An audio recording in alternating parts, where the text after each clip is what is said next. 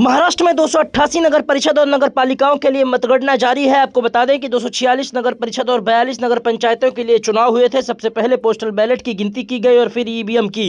चुनावी नतीजों के शुरुआती रुझान भी सामने आ गए हैं, जिसमें महायुति को बड़ी बढ़त मिलती दिख रही है और बीजेपी सिंगल लार्जेस्ट पार्टी बनती नजर आ रही है। मतगणना को देखते हुए महाराष्ट्र के सभी जिलों में पुलिस और प्रशासन पूरी तरह से मुस्तैद है। मतगणना से पहले नगर परिषद की 2 सीटों पर बीजेपी को निर्विरोध जीत मिली है। इनमें धुले जिले की दोंडाईचा, वरवड़े और जलगांव जिले के जामनेर सीट शामिल है। इसके अलावा नगर पंचायत में सोलापुर जिले की ऊना नगर सीट पर भी बीजेपी को निर्विरोध जीत मिली है। आपको बता दें कि प्रमुख निकायों में पुणे जिले की बारामती नगर परिषद और ठाणे जिले की अंबरनाथ नगर परिषद शामिल है, जिन पर राजनीतिक दलों की खास नजर है। वहीं बीड नगर पालिका के वार्ड नंबर 2 के नतीजे घोषित कर दिए गए हैं। इसमें बीजेपी के शुभम धूत और साखरा ने वार्ड नंबर 2 से जीत हासिल की है। महाराष्ट्र नगर निकाय चुनाव में बीड जिले के माझलगांव से पहला नतीजा सामने आ गया है। माझलगांव के प्रभाग 1 से राष्ट्रवादी कांग्रेस पार्टी अजित पवार गुट के अमोल सरवदे विजयी हुए हैं। वहीं माझलगांव नगर पालिका के प्रभाग 2 से राष्ट्रवादी कांग्रेस शरद पवार गुट के शेख इमरान शेख बशीर ने जीत हासिल की है।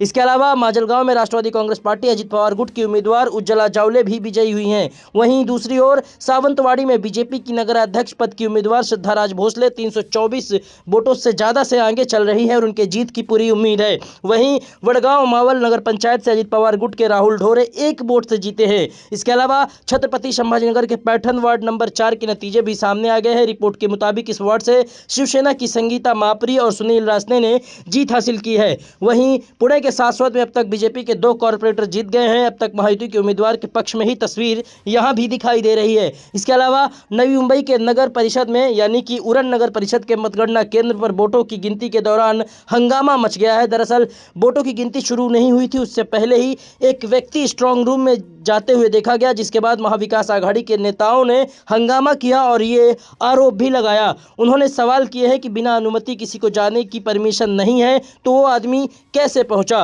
महाविकास आघाड़ी के मेयर पद की उम्मीदवार भावना घड़ेकर ने तहसीलदार से इसे लेकर सवाल किए हैं। महाराष्ट्र के लातूर में 1 नगर पंचायत और 4 नगर परिषदों के चुनाव के नतीजे आज घोषित किए जाएंगे, जिसमें 32 अध्यक्ष और 128 पार्षद सीटों पर चुनाव लड़ रहे 545 उम्मीदवारों का राजनीतिक भविष्य तय होगा। अब तक रुझानों के मुताबिक महायुति गठबंधन 185 से ज्यादा जगहों पर लीड कर रहा है और निकाय चुनाव में महायुति गठबंधन को बड़ी जीत मिलती दिख रही है, जबकि महाविकास आघाड़ी 50 से कम सीटों पर सिमटा हुआ है और 15 जगहों पर निर्दलीय भी लीड कर रहे हैं। इसके अलावा बीजेपी सबसे बड़ी पार्टी बनकर उभरी है। बीजेपी के खाते में 100 से ज्यादा सीटें आ गई हैं। वहीं शिवसेना 48 से ज्यादा और एनसीपी अजित पवार गुट 35 से ज्यादा सीटों पर आगे है। एनडीए में शामिल दलों की बात करें तो कांग्रेस सबसे बड़ी पार्टी है और 30 से ज्यादा सीटों पर लीड कर रही है, जबकि शिवसेना, यूबीटी और एनसीपी एसपी 10-10 सीटों के अंदर ही सिमटते नजर आ रहे हैं। तो कुल मिलाकर निकाय चुनाव के नतीजे धीरे धीरे सामने आ रहे हैं और महाविकास आघाड़ी एक बार फिर